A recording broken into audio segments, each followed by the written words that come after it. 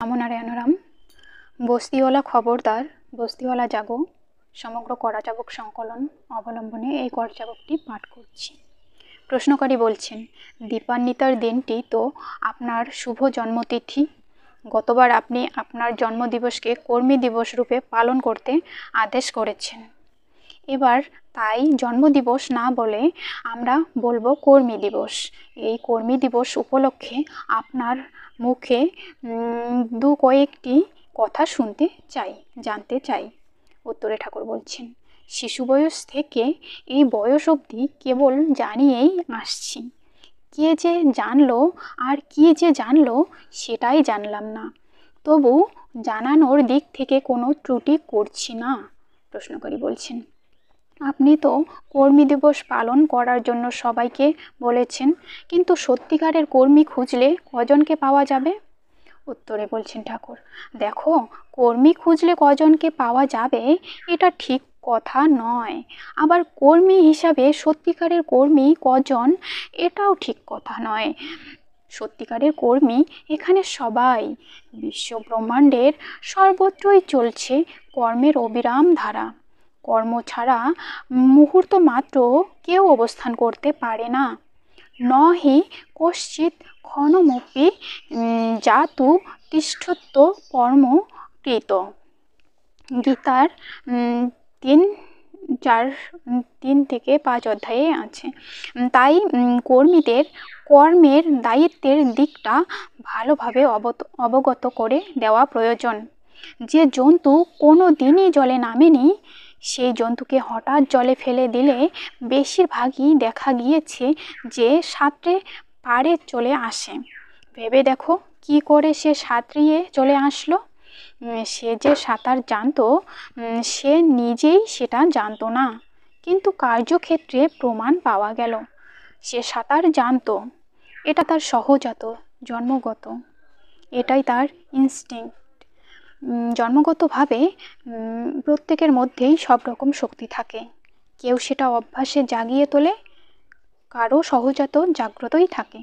নিজেকে রক্ষা করে জীবনের চলার পথে যে কোনো সমস্যা, যে কোনো ব্যবস্থার সাথে প্রত্যেকেই জুঝতে যাতে পারে সেরকম কাঠামো প্রত্যেকেরই তৈরি করাই থাকে।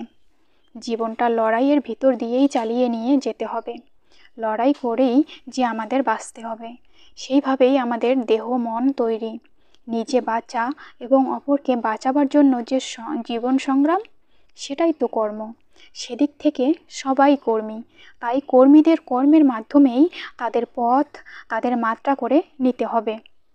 আমাদের দেহে এমন অনেক যন্ত্রপাতি আছে যা আমাদের কাছে আজও অজ্ঞাত, যাদের গঠন, কার্য, গুণাবলী আজও আমাদের কাছে অজানা। বাচ্চা শিশু যেসব যন্ত্র নিয়ে ভূমিষ্ঠ হলো, তাতে সে নিজে জানতো কি কোন যন্ত্রের কি কাজ, কিন্তু মুখে মধু দেওয়ার সঙ্গে সঙ্গেই সে স্বাদ গ্রহণ করতে শুরু করলো। জিহ্বা যন্ত্র জাপ্য ছিল, মধু যখন দিল সঙ্গে সঙ্গে সে তার কাজ শুরু করে দিল। সে চুষতে আরম্ভ করলো। এই যন্ত্রের যে কি ব্যাপার, কি কাজ, সদ্যোজাত শিশুটি তা জানতো না।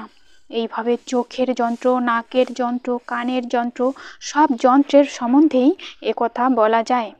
যে শক্তি অজ্ঞাত রয়েছে সেটা যে কখন কোন অবস্থায় প্রত্যক্ষে আসবে কেউ বলতে পারে না। এই বাংলাদেশে সংগ্রামের যে প্রচণ্ড ঢেউ বয়ে গেল, তাতে গ্রামের সব নিরীহ ছেলেরা মেয়েরা, জীবনে যারা সামান্য হাতাহাতির চিন্তাও করেনি, তারা প্রত্যক্ষ সংগ্রামে নেমে গেছে। এইসব পর্দানশীল মহিলা যারা বোরখা ছাড়া জীবনে চলতে পারতো না, তারা হাজারে হাজারে ঘরের দা, খন্তা, টেটা, গাইতি, চিয়া নিয়ে মাঠে নেমে গেছে। বুলেটের সামনে মরিয়া হয়ে তারা লড়াই করেছে দেশের জন্য এবং আত্মরক্ষার তাগিদে। সুতরাং এটা ইনবোর্ন কোয়ালিটিস, জন্মগত সহজাত শক্তি। তাদের এই মার খেয়েই কিন্তু কামান বন্দুক হার মেনে গেছে। গ্রাম্য দেশে একে বলে হাঁটুরে মার। হাটের কিল দিয়ে চলেছে সবাই। সংঘবদ্ধভাবে কাজে নামলে দুর্নীতি সরাতে কদিন লাগে? বাংলাদেশের কর্মীরা কর্মের মাধ্যমে দেশপ্রেমের যে পরিচয় দিয়েছে, ভারতবর্ষের কর্মীরাও যে কোনো মুহূর্তে সেই পরিচয় দিতে পারে। পাক সৈন্যের বিরুদ্ধে লড়াই করে বাংলাদেশের কর্মীরা যে খেল দেখিয়েছে তা অতুলনীয়। সেই দানবদের হাত থেকে তো তারা শেষ পর্যন্ত দেশকে রক্ষা করলো। ভারতবর্ষ যে পাকে পড়ে আছে, সেই পাক থেকে ভারতবর্ষকে মুক্ত করতে ভারতের কর্মীরাই পারে। সেজন্যই বলছি যে এখন যে করছে না বা করতে পারছে না, তাতে বুঝতে হবে অকেজো হয়ে মরিচা পড়ে আছে। কাজে লাগালেই আবার তা সতেজ হয়ে উঠবে। আমরা কর্মী, আমরা কর্মের পূজারী। কর্মের মাধ্যমেই সমাজকে সুস্থ করতে চাই। তাই আমার জন্মদিবস কর্মী দিবস রূপে প্রতিপালিত হোক, এটাই আমার ইচ্ছা। আমার জন্মদিবসে যেসব কর্মীরা এগিয়ে আসছে তাদের আমি স্বাগত জানাই। আমার জন্মদিবস পালনের সার্থকতা তখনই আমি মনে করব সব কর্মীরা যখন এক হয়ে কর্মের মহান দৃষ্টান্ত স্থাপন করতে পারবে। সেটাই হবে কর্মীদের একমাত্র কাজ।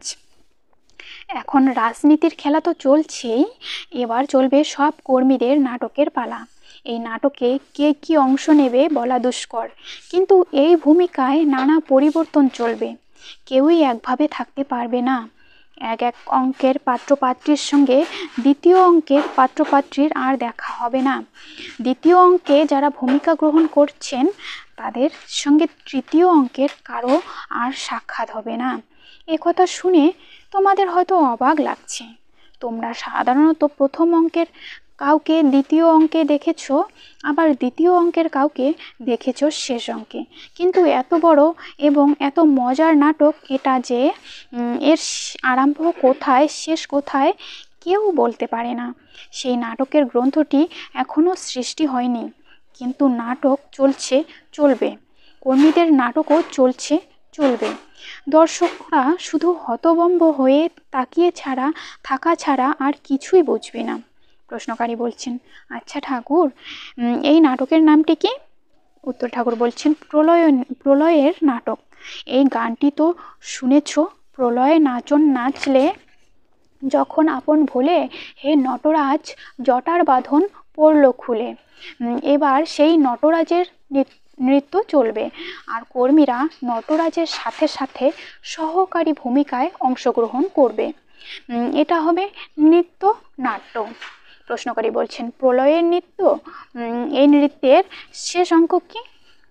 উত্তরে ঠাকুর বলছেন, বিনায়শ্চ দুষ্কৃতম। তারপরেই নাটকের যবনিকা পতন। প্রশ্নকারী বলছেন, সময় কতদিন, কত মাস, কত বছর? প্রশ্ন করছেন। উত্তরে ঠাকুর বলছেন, নাটক আরম্ভ হয়ে গেলে ইস্ট থেকে ওয়েস্ট এ যেতে যত সময় লাগে সেটুকু সময়ই যথেষ্ট। উদয় থেকে অস্ত। কারখানার কর্মীরা বড়জোর 12 ঘন্টাই খাটে। দিন দিবসের খেলায় সব কর্মীরাই ব্যস্ত, তাই তো কর্মী দিবস। দিনের বেলায় তারা দিনের আলোয় ব্যস্ত, রাত্রিবেলায় রাতের অন্ধকারে ব্যস্ত, তাই তো তারা সব সময়ই ব্যস্ত। দিনগুলো তাদেরই জন্য। কর্মী ছাড়া জগৎ নয়, জগৎ ছাড়া কর্মী নয়। প্রশ্নকারী বলছেন, এই প্রলয়ের নৃত্যে শেষ অঙ্ক তো বুঝলাম, তারপরে কি হবে? উত্তরে ঠাকুর বলছেন, গাছ থেকে বীজ, বীজ থেকে গাছ। প্রশ্নকারী বলছেন, তারপর কি হবে? উত্তরে ঠাকুর বলছেন, ধনধান্যে পুষ্পে ভরা আমাদেরই বসুন্ধরা। প্রশ্নকারী বলছেন, সেই বসুন্ধরার জন্য আর কতদিন অপেক্ষা করতে হবে? উত্তরে ঠাকুর বলছেন, নাটক তো দেখো, সবে তো টিকিটটা শুধু কিনেছ। প্রশ্নকারী বলছেন, এখন কর্মীদের কি করা উচিত? উত্তরে ঠাকুর বলছেন, কুস্তিতে নামার আগে কয়েকটি বৈঠখারি দেওয়া উচিত। প্রশ্নকারী বলছেন, আমরা এখন বৈঠখারি দেব। উত্তরে ঠাকুর বলছেন, দিতে থাকো। ফাইনাল রাউন্ডের ঘন্টি পড়লেই ঘুরে কাজ শুরু করবে। প্রশ্নকারী বলছেন, ঘন্টিটা কে বাজাবে, কখন বাজাবে? উত্তরে বলছেন ঠাকুর, ঘন্টি তো বেজেই চলছে। তবে তোমরা সব ঠান্ডায় জমে আছো, কোলাপস করে যাচ্ছ। ঘন্টি যে বাজছে তা বুঝতে পারছো না। প্রশ্নকারী বলছেন, এই কোলাপস এর অবস্থা কমবে কি করে? উত্তরে ঠাকুর বলছেন, গরম তেল দিয়ে ডলাই মলাই করলে কিছুটা কমবে। প্রশ্নকারী বলছেন, ওই গরম তেলটা কি? উত্তরে ঠাকুর বলছেন, সজাগ সজাগ সজাগ। আমাদের দেশে রাত্রের চৌকিদার হাঁক পারত শুনোনি? বস্তিওয়ালা খবরদার, বস্তিওয়ালা জাগো। অর্থাৎ চোর ডাকাত চারদিকে ঘুরছে, যে কোনো মুহূর্তে আক্রান্ত হতে পারো।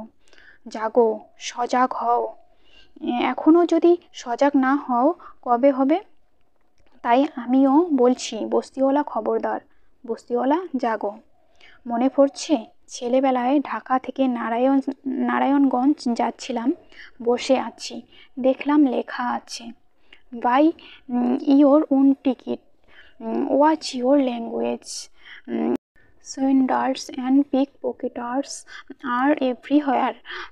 নিজের টিকিট নিজে কেনো, মালপত্রের ওপর নজর রাখো, জুয়াখোর ও পকেটমার নিকটেই আছে। এবার তোমাদের সেই পালা, নজর রেখে তোমাদের চলতে হবে। Buy your own tickets, watch your language. ট্রেনের যাত্রী আমরা, অনন্ত পথের পথিক আমরা। আমাদের এ যাত্রাপথের টিকিট আমাদের অর্জন করতে হবে। মনে রাখতে হবে, শয়তানরা যাত্রা করবার জন্য সর্বদাই চেষ্টা করছে। প্রতি পদক্ষেপে হুঁশিয়ার হয়ে কর্মের পথে এগিয়ে চলো। প্রশ্নকারী বলছেন, কর্মীরা তাদের কর্মের পথ বুঝে কাজ করবে, এটা বুঝলাম, কিন্তু আপনি স্বয়ং এই ভারতের বুকে কি করবেন এবং করাবেন?